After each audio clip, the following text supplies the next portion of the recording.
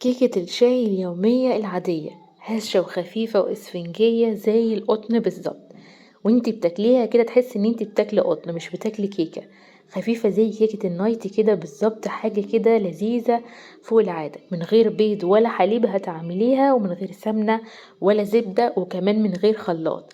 احلى كيكة ممكن تعمليها، اللي هياكل منها او اللي هيدوقها مستحيل ابدا يصدق ان الكيكة دي معمولة من غير بيض ولا حليب. شايفين الكيكة عاملة ازاي؟ الله اكبر عليها، شكل وطعم ولون وريحة خطيرة جدا. من فضلكم تشوفوا الفيديو للاخر، وما ننساش نعمل لايك للفيديو واشتراك في القناة لو لسه مش مشتركين، ونبتدي كده بسم الله ونصلي على رسول الله عليه افضل الصلاة والسلام. ونبتدي في تحضير الوصفة بتاعتنا.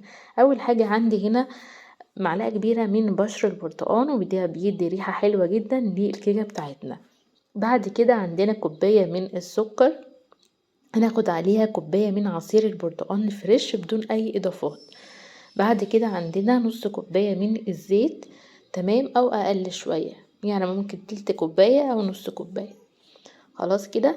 بعد كده عندي الفانيليا اللي هي العادية دي، او ممكن نستخدم فانيليا بطعم البرتقال من دريم، ودي معروفة موجودة دلوقتي كتير.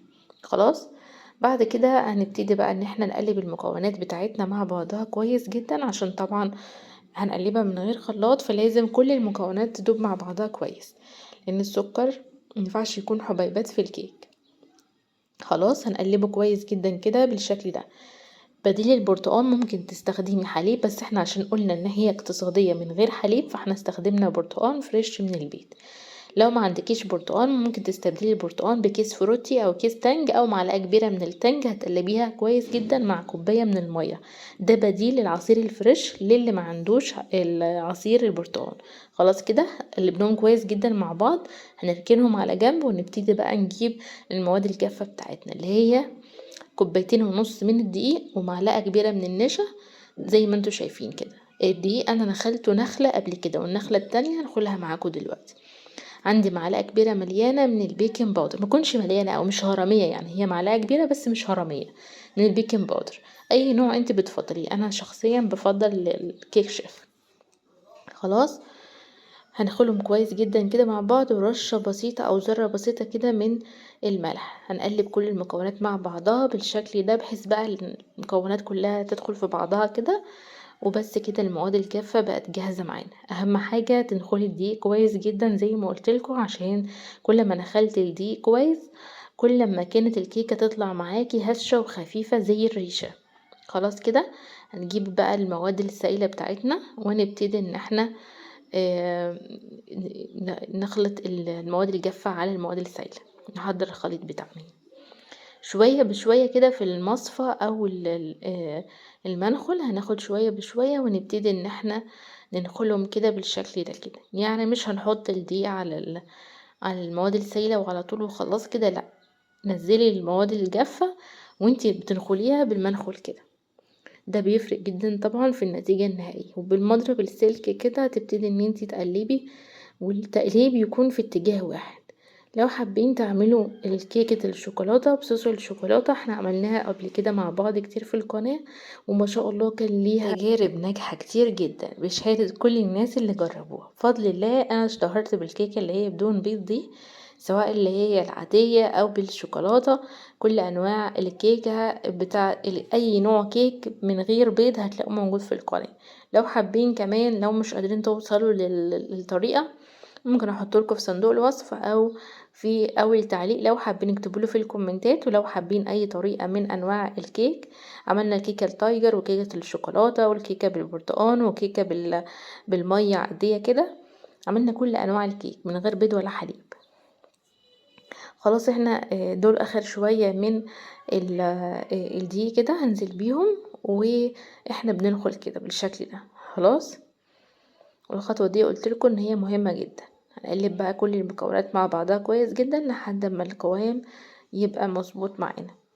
عامة الكيكة اللي هي بدون بيض بتاخد شوية سائل اكتر من الكيكة اللي فيها بيض، لان طبعا ما تنسوش ان البيض مثلا لو احنا حاطين بيضتين او 3، ده بيبقى حوالي نص كوباية من السائل، فالنص كوباية من السائل دي هنعوضها بنص كوباية من السائل بقى، سواء مية او برتقان. انا هنا القوام طبعا كده تقيل جدا، فهنزود نص كوباية من عصير البرتقان كمان. لو ما فيش عصير برتقان زي ما قلت لكم الفروتي مع المية. في المرحلة دي بقى لو ما عندكيش اي حاجة تزودي بيها ممكن تزودي مية. خلاص، مية عادية من الحنفية او مية سخنة مش هتفرق خالص. هنقلب بقى لحد ما القوام يظبط معانا. دي بقية النص كوباية، يعني احنا استخدمنا 2.5 كوباية من الدقيق، عليهم 1.5 كوباية من عصير البرتقال، عليهم كوباية من السكر، نص كوباية من الزيت، ومعلقة كبيرة من البيكنج باودر، ورشة ملح. وبس كده، مفيش احلى ولا اسهل ولا اطعم من كده. الريحة بجد خطيرة وهي لسه كده قبل ما تدخل الفرن، ريحتها فظيعة جدا. هنقلب كويس جدا مع بعض لحد ما نوصل للقوام اللي انتوا شايفينه ده، وده القوام المظبوط جدا للكيكة بتاعتنا. خلاص كده الخليط بقى جاهز معانا. هنبتدي نجيب القالب، اي قالب تفضليه. هندهنه كويس جدا جدا بالسمنه او بالزبده، لان الكيكه دي بتلزق عن الكيكه العاديه، فلازم ندهنها كويس بالسمنه او بالزبده او بالزيت حتى. وبعد كده نبطنه طبقه تقيله شويه من الدقيق. خلاص، انا بطنت القالب بتاعي بالدقيق كده، وهبتدي بقى انا مشغله الفرن طبعا بتاعي على درجه حراره 180. الكيكه هتدخل الفرن ساخن قبلها ب5 دقايق. هنحط الكيكه، لو هتستخدمي قالب زي ده اللي هو لونه غامق اللي هو التيفال، هتحط تحته صينيه عشان ما يتحرقش معاكي بسهوله.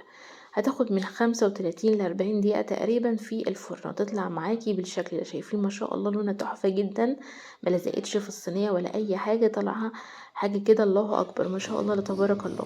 فين الكيكة لونها عامل ازاي؟ لونها بجد خطير جدا ما شاء الله. انا اخدت معايا حوالي 35 او 40 دقيقة، ما خرجتهاش من الفرن على طول، سيبتها في قلب الفرن لحد ما هدت تماما. لحد ما تهدى تماما بعد كده هبتدي ان انا اقدمها. ما ينفعش الكيكه اللي هي من غير بيض ولا حليب تقدميها وهي لسه سخنه فيها دخان كده.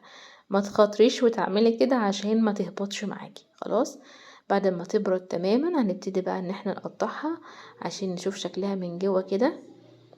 تمام، ودلوقتي بقى نشوف الكيكه بتاعتنا بجد خطيره، الريحه ما تتوصفش.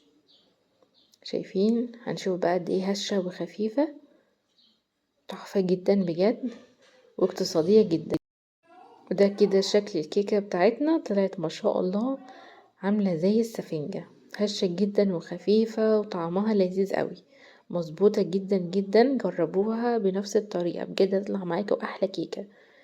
شايفين هشة قد ايه؟ تحفة ما شاء الله. ده كده كان الفيديو بتاع النهاردة. شايفين ما شاء الله كيكة هشة وخفيفة واسفنجية وناجحة 100%. اتمنى تجربوها وتقولي رأيكم فيها، وان شاء الله كالعادة هسيب لكم المقادير مكتوبة في صندوق الوصف عشان تقدروا تاخدوها سكرين كده وترجعوا ليها وقت ما تحبوا تعملوا. حبايب قلبي اللي عندهم حساسية من البيض والحليب، اتمنى تدعولي دعوة حلوة كده من قلبكم لما تجربوا الكيكة دي. كيكة بجد تحفة جدا، نتيجتها ما تفرقش اي حاجة عن اللي هي معمولة ببيض، بالعكس والله هشة وخفيفة جدا جدا. يا رب يكون الفيديو بتاعي عجبكم، ما تنسوش لايك وشير واشتراك في القناة، وان شاء الله اشوفكم على خير، والسلام عليكم.